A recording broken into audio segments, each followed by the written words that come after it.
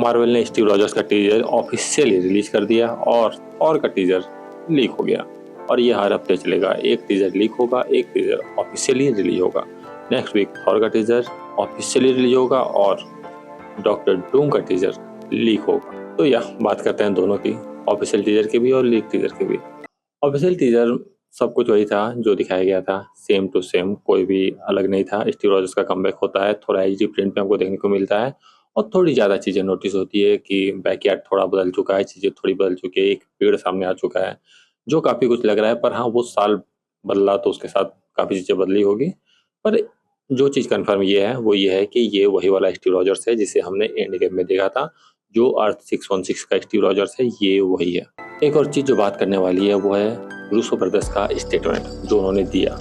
उन्होंने ये कहा कि तुम्हें आश्चर्य क्यों हो रहा है कि स्टीव रॉजर्स का कमबैक हो चुका है, ये तो होना ही था। काइंड ऑफ वो कह रहे हैं कि उन्होंने एंड गेम में स्टीव रॉजर्स की स्टोरी को अधूरा छोड़ा था। स्टीव रॉजर्स की स्टोरी पूरी लगती है उसमें कि वो इन्फिनिटी स्टोन्स लौटाने जाता है, फिर वो वहीं रह जाता है पेगी कार्टर के साथ, फिर वो वापस आता है, हमें ओल्ड स्टीव देखने को मिलता है जो अपना सिल देता है सैम विल्सन को। सुनने में लगता है ये पूरी कहानी है पर एक्चुअल में ये अधूरी कहानी है क्योंकि वो वहाँ रुका कैसे। वो वहाँ रुका तो बाकी लोगों को पता कैसे नहीं चला स्टीव वहाँ रुका हुआ है और चीज़ें कैसे होल्ड आउट हुई वहाँ पे और किस तरह से वो रुक के भी किसी टाइमलाइन को छेड़ा नहीं, अगर छेड़ा नया ब्रांच टाइमलाइन बना कि नहीं, इनकर्जन उसकी जगह से हुआ कि नहीं, ये सारी चीज़ों का आंसर अभी तक हमें देखने को नहीं मिलता क्योंकि उसने टाइम से छेड़छाड़ किया था। उसका इफेक्ट क्या होगा उसके बारे में कोई बात नहीं किया गया था एंड गेम में। अब शायद रूसो ब्रदर्स उसके बारे में बात करना चाहते हैं, उस चीज़ को अच्छे से एक्सप्लेन करना चाहते हैं कि जो वहाँ अधूरा छोड़ा गया था उसे वो पूरे वे में दिखाना चाहते हैं, पूरे वे में बताना चाहते हैं। इसलिए रूसो ब्रदर्स के हिसाब से जब वो वापस आया तो उनके लिए पहला था कि वो स्टीव रॉजर्स को वापस लाएंगे, उस स्टोरी को जो अधूरा छूटा हुआ है उसे वो पूरा करेंगे। तो इससे कंप्लीट स्टोरी वाले जो साइकिल है उसे वो कंप्लीट कर रहे हैं। इसलिए रूसो ब्रदर्स के हिसाब से स्टीव का वापस आना कोई बहुत बड़ा बात है नहीं, ये होना ही था। और हाँ, स्टीव अपने बच्चे के साथ है अब और डूम हो सकता है उस बच्चे के पीछे पड़ा हो और हो सकता है हर किसी के बच्चे के पीछे ही डूम पड़ा हुआ हो। ये स्टोरी लाइन हो सकती है या फिर मार्वल पूरी तरीके से हमें बनाने की कोशिश कर रहा है। ये सब एक डाइवर्जन है, ये पॉसिबल हो सकता है क्योंकि मार्वल हमेशा एक डाइवर्जन क्रिएट करता है टीजर ट्रेलर में और ये शायद वही कर रहा है। हो सकता है ये सारी चीज़ें सच ना हो, वो बच्चों के पीछे ना पड़ा हो, चीज़ें कुछ और ही हो। पर ये तो कन्फर्म है कि कैप्टन अमेरिका या स्टीव रॉजर्स को वहाँ रुकना नहीं चाहिए था। अगर वो रुका है और बच्चा हुआ है तो वो एक ऐसी इवेंट हुआ है जो होना ही नहीं चाहिए था, उस बच्चे का जन्म ही नहीं होना चाहिए था पर वो हुआ।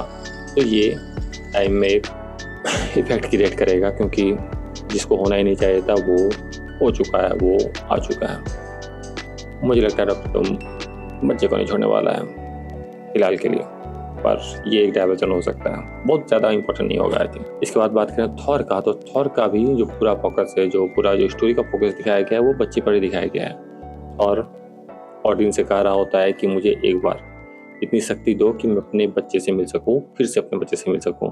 और वो इतना स्ट्रेंथ क्यों बोल रहा है, वो इस तरह से प्लीड क्यों कर रहा है ऑडियंस के सामने। कुछ ऐसा हुआ है, कुछ ऐसा बड़ा एनिमी आया है, क्योंकि एनिमी के बाद भी वो करता है कि एक बहुत बड़े एनिमी से वो लड़ चुका है या लड़ने वाला है।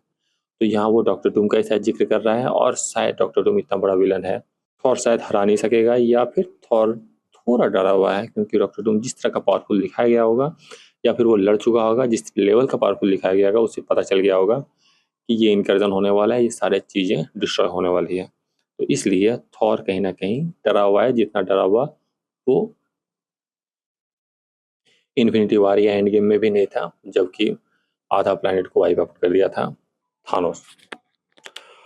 थानोस से वो नहीं डरा पर शायद डॉक्टर डूम कुछ अलग लेवल की चीज़ है इसलिए वो डरा हुआ है। और यहाँ डॉक्टर डूम उसके बच्चे को लेकर क्या है कि नहीं पता नहीं, पर हाँ बच्चे का एक सीन दिखाया गया है, थॉर अपने बच्चे के साथ है, लव के साथ।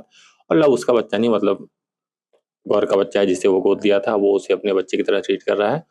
ये चीज़ें एक चीज़ बता रही है कि हाँ फिर से बच्चा के पीछे पड़ा हुआ है डॉक्टर डूम। और मैं बता रहा हूँ ये सब एक डाइवर्जन हो सकता है, ये उतना बड़ा टॉपिक नहीं हो सकता है जितना दिखाया जा रहा है। हो सकता है वो बच्चे को छोड़ के निकला हो डॉक्टर डूम के पीछे, थॉर बच्चे के छोड़ के पीछे डॉक्टर डूम के पीछे पड़ा हो और ऐसा दिखाया जा रहा है कि डॉक्टर डूम बच्चे को लेके चला गया है।